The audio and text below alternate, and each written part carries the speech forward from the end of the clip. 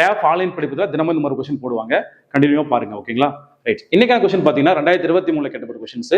ஓகேங்களா? Combine library எக்ஸாம்ஸ்ல கேட்ட questions.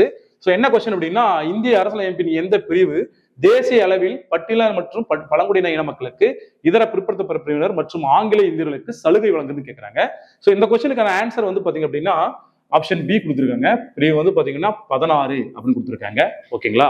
இது வந்து பாத்தீங்கன்னா ஆர்டிகல் வந்து பாத்தீங்கன்னா 330 இருந்து 342 வரைக்கும் இந்த ஆர்டிகல் பின்பற்றாங்க. ஓகேங்களா? 16வது பகுதி என்ன ஆர்டிகல்னா 330 இருந்து 342 வரையும் சொல்றாங்க.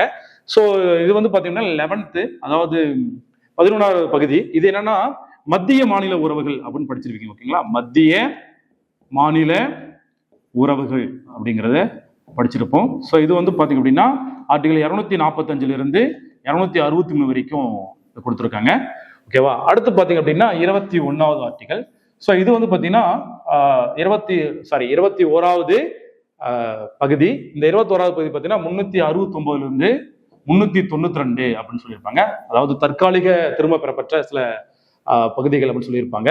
அடுத்து பாத்தீங்கன்னா பிரிவு 13 அப்படிங்கிறத கொடுத்துருக்காங்க. ஸோ இது வந்து பாத்தீங்க அப்படின்னா வியாபாரம், போக்குவரத்து, இந்த மாதிரி வணிக போக்குவரத்து இதெல்லாமே வந்து பாத்தீங்கன்னா பிரிவு 13 சொல்கிறது அப்படின்னு சொல்லியிருப்பாங்க. ஆர்டிகல் 301 இருந்து 307 வரைக்கும் கொடுத்துருக்காங்க. ஓகேவா? இது வந்து பாத்தீங்கன்னா வியாபாரம், வணிக போக்குவரத்து பற்றி சொல்லக்கூடியது. ஓகே, இன்னைக்கான கொஸ்டின்ஸ் நம்ம இதை பார்த்துட்டோம். மேலும் பார்ப்பதுக்கான நம்ம டேப் ஆன்லைன் படிவத்தில் கண்டினியூவா பாருங்க. தேங்க்யூ.